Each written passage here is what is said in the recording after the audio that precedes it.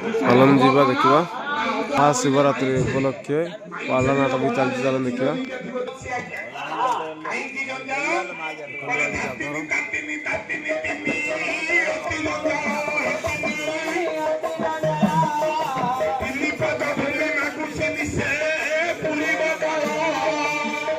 पहरी पहरी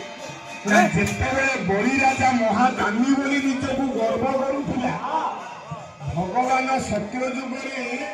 पंचम अवतार शेष अवतार मानव वामन रूप आसी गाईर गर्व को खंडन करने तीन पाद भूमि मागिले